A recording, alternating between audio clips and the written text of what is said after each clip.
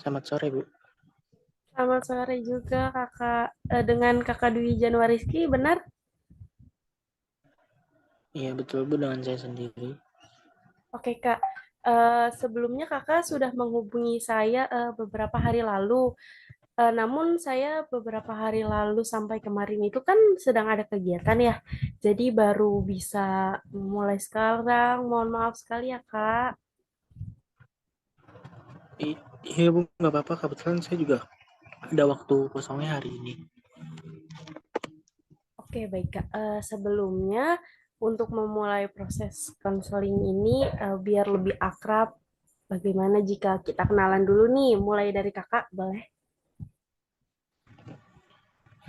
Oke, Bu. Nama saya Dwi Januariski. Saya berkuliah di Universitas Indraprasta PGRI. Saat ini saya sekarang menempuh semester 5 di jurusan Informatika. Ah, dengan kakak Dwi Januari Rizky. Kuliah di informatika, benar ya? Semester berapa kalau boleh tahu? Semester 5 sekarang. Oke, sebaliknya saya yang akan perkenalan diri ke kakak, biar nanti kakak menyambut saya dengan baik juga ya. Perkenalkan, nama saya Reihana Najla. Saya seorang konselor kurang lebih baru 1 tahun ini sih Kak. Tapi alhamdulillah sudah menangani klien beberapa. Saya juga kebetulan lulusan dari Universitas Indraprasta PGRI, cuman kita beda tahun gitu. Oke. Oh, berarti kita satu kampus ya, Bu? Iya, satu kampus cuman beda tahun gitu. Kalau Iya. boleh tahu, kakak ini tinggal di mana? Saya di Jalan Pegang Sandu, Kelapa Gading, Jakarta Utara. Kelapa Gading berarti dekat Bekasi ya? Iya.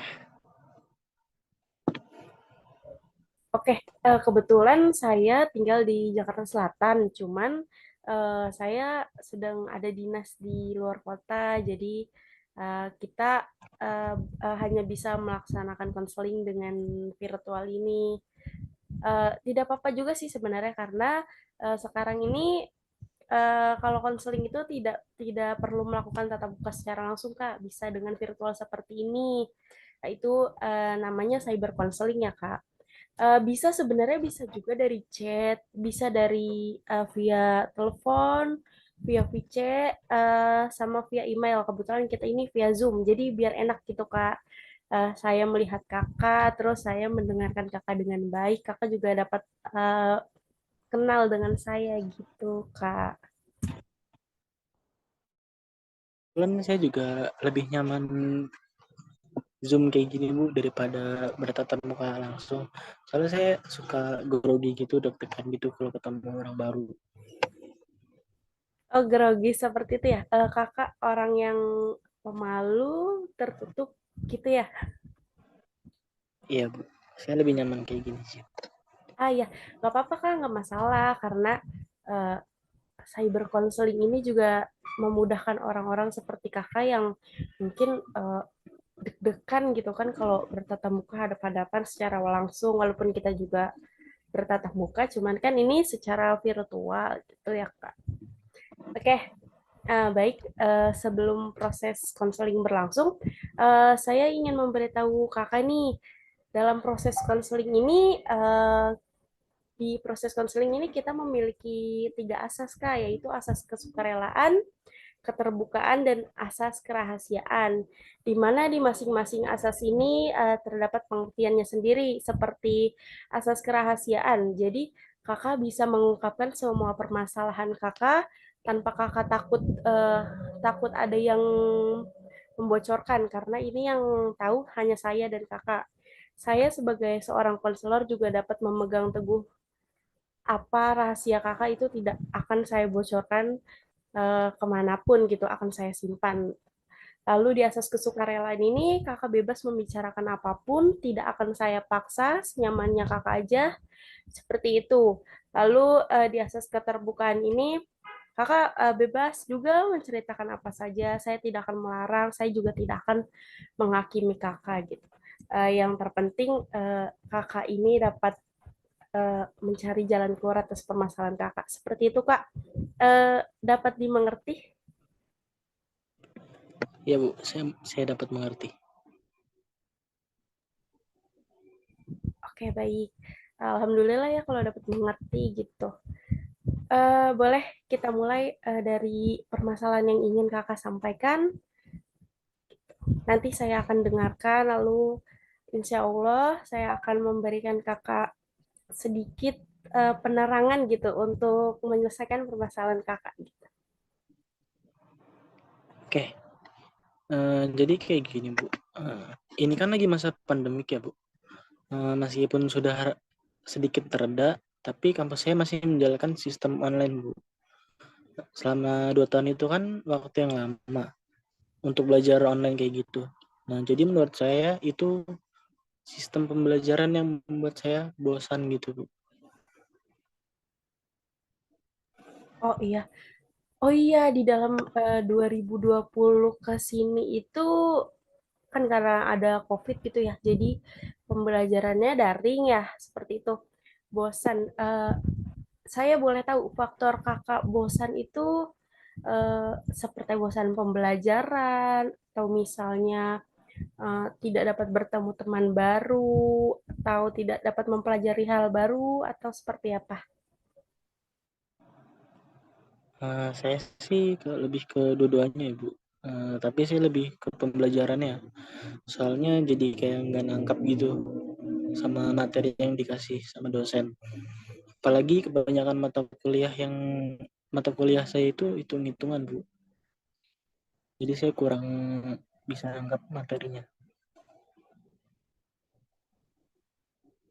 Oh iya, jadi faktor kakak itu karena tidak dapat menangkap pelajaran. Itu faktor utamanya ya? Iya, Oke. Saya juga mengerti sih Kak, saya paham sekali karena kan mahasiswa sekarang apalagi khususnya kayak laki-laki seperti Kakak itu inginnya praktek langsung gitu ya ke kampus, ingin belajarnya langsung karena kebanyakan tidak mahasiswa saja Kak, siswa pun bahkan susah gitu untuk memahami materi dalam pembelajaran daring ini. Jadi seperti tidak efektif gitu ya Kak. Seperti itu. iya Bu. Apalagi jurusan saya ini kan informatika ya Bu. Lebih ke banyak ke arah prakteknya sih harusnya Bu. Nah di sekarang ini kan yang di yang dilakukan oleh kampus saya itu kan sistem online. Nah jadi itu yang harusnya praktek itu jadi nggak praktek, itu jadi kurang efektif sih. Iya, karena jurusan kakak itu terbilang memerlukan banyak pengetahuan gitu ya. Jadi iya lebih banyak praktek, jadi kakak juga tidak bisa eh, fokus gitu ya. Nah, Ya, oke, saya izin bertanya ya kepada kakak. Eh, Apa namanya? Saya jadi lupa. Saya ingin bertanya, dosen itu memberi materi ke kakak itu pelajaran, sebelum pembelajaran Hamin satu atau beberapa hari belakangan, atau pas ini pembelajaran. Jadi pas pembelajaran dosennya baru memberikan materi terus dijelaskan atau mungkin tidak diberikan materinya. untuk materi yang pasti itu setiap pertemuan itu diberikan ya Bu. Nah tapi setiap pemberian materinya itu kebanyakan Hamin satu sih Bu. Hamin satu sebelum mata kuliah itu berlangsung. Oke, baik jika seperti itu. Nah, menurut saya itu ada baiknya jika Hamin satu ya, kakak bisa buka dulu nih pembelajarannya, materinya. Misalnya materi kakak di-share via via online kan ya, entah dokumen gitu kan, entah PowerPoint. Biasanya eh, kalau seperti itu, menurut saya kakak bisa baca baca terlebih dahulu nih sebelum sebelum pembelajaran berlangsung entah 1 jam sebelum pembelajaran atau malamnya juga kakak bisa baca terlebih dahulu gitu kak. Jadi nanti pas eh, sudah ada pembelajaran kakak bisa bertanya apa yang belum kakak mengerti gitu kan. Nah jadi kakak pahamin jika kakak tidak mengerti kakak bisa tanya tentang materi tersebut gitu nah kak. Nah kalau kalau misalnya seumpama ya itu dosen memberikan materi itu pas pembelajarannya. Nah, kakak itu bisa eh, mendengarkan terlebih dahulu, lalu selesai pembelajaran kakak baca ulang lagi, kakak catat materi yang penting-penting. Jika dirasa masih kurang, mungkin kakak bisa bertanya ke wakil teman kakak, teman-teman kelas kakak, seperti itu kak. Menurut saya, nah untuk permasalahan praktek-praktek itu ya, mungkin bisa dicari via via dari berbagai sumber seperti YouTube gitu-gitu Kak. Kan karena zaman sekarang sudah canggih banget ya, banyak gitu. Banyak banyak pembelajaran-pembelajaran yang diberikan gitu, entah di Google, entah di YouTube kan. Seperti itu Kak menurut saya. Nah, untuk selanjutnya jika kakak belum mengerti tapi kakak bisa kan bertanya gitu ya kepada dosen misalnya, Pak atau Bu saya tidak mengerti dengan pelajaran ini. Kakak apa namanya, malu bertanya atau lebih sering bertanya aktif gitu di kelas? Lebih ke pasif, Bu. Pasif ya, oh iya pantasan.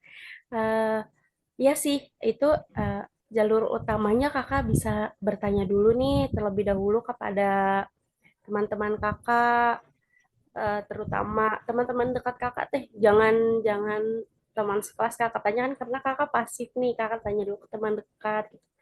Atau perlu kakak bisa cari jurnal, cari artikel yang membuat tentang isi materi seperti itu gitu sih kak.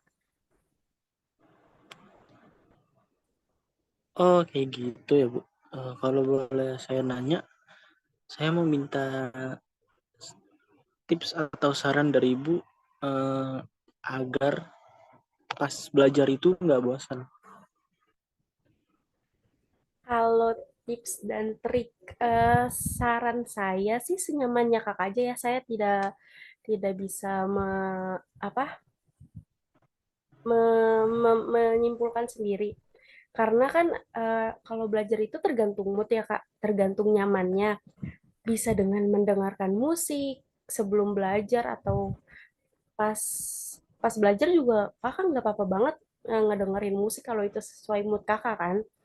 Terus yang penting tuh menciptakan suasana pembelajaran yang nyaman untuk diri Kakak tentunya.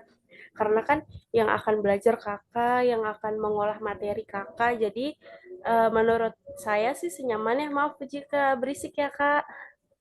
Ya itu menurut saya Bu. senyamannya kakak. Tergantung tingkat kenyamannya kakak aja gitu. Jika kakak senang dan santai jika seperti itu, ya tidak apa-apa. Selagi kakak tidak gampang bosan gitu. Jadi dengerin musik itu nggak apa-apa, Bu. Sambil belajar gitu. Tidak apa-apa kak, tidak apa-apa, tidak masalah karena yang seperti tadi saya bilang senyamannya kakak aja. Tuh. Nah, saya kan setiap belajar itu sering kadang kalau udah 1 jam lebih gitu, saya suka suka ngerasa lelah gitu, Bu. Nah, jadi pas lelah itu saya saya biasanya tiduran, terus main HP, main game, buka-buka aplikasi sosmed, sama kadang tuh saya suka makan dulu gitu, Bu. Itu tuh ngaruh nggak sih, Bu, sama belajar itu, itu bisa berpengaruh nggak sih? Sebenarnya berpengaruh tidak sih Kak, karena itu tadi balik lagi tergantung moodnya Kakak. Jadi kadang-kadang ada kok orang yang mau belajar itu harus dipenuhi mood dulu, entah entar makan, ada cemilan, seperti itu Kak. Jadi seleganya kakak aja gitu. Seperti itu. Oh, jadi gitu ya. Iya kak, seperti itu. Saya juga mau, ya, saya juga mau nanya nih, Ibu kan sebelumnya juga pernah jadi mahasiswa ya? Ya, jadi mahasiswa. Eh, saya mau tanya, Ibu itu dulu pas jadi mahasiswa, tipe cara belajar yang efektifnya tuh gimana? Atau tipe belajar Ibu tuh dulu kayak gimana? Tipe belajar saya sih seperti pada umumnya.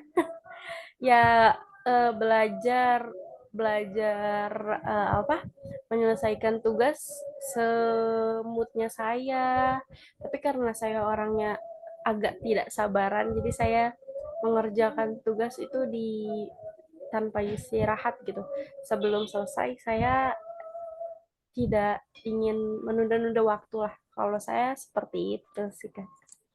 Tapi hmm, jawaban dari saya, apa sudah kakak sudah ada yang ditanyakan lagi nggak gitu?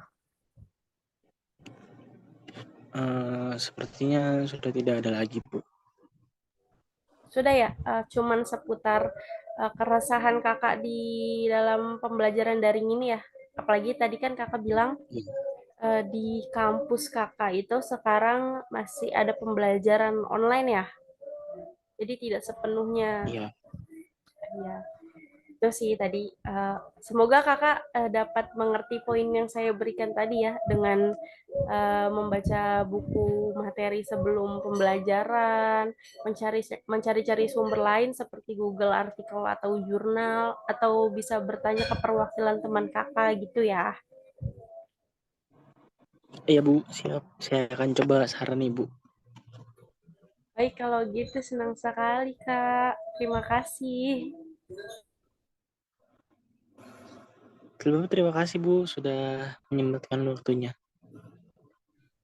Ya, terima kasih juga ya Kak. Kakak sudah eh, menyempatkan diri juga nih, karena kan waktu saya kemarin agak susah nih, terus kakak juga bisa menyesuaikan gitu. Itu Kak.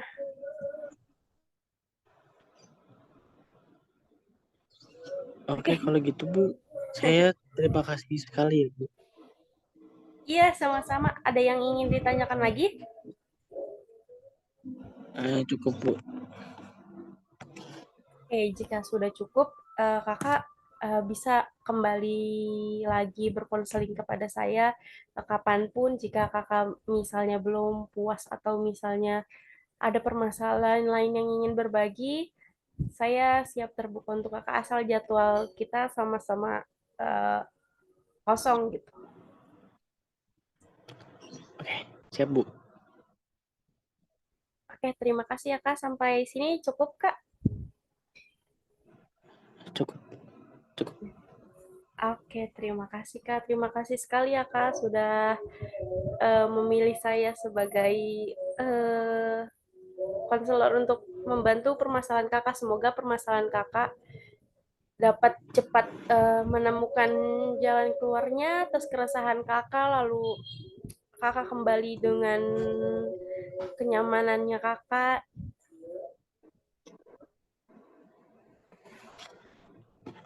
Iya, Bu, sama-sama saya yang berterima kasih kepada Ibu. Terima kasih juga. Oke, konseling kita hari ini kita akhiri. Terima kasih banyak ya Kak. Saya mohon pamit. Assalamualaikum warahmatullahi wabarakatuh. Wassalamualaikum warahmatullahi wabarakatuh.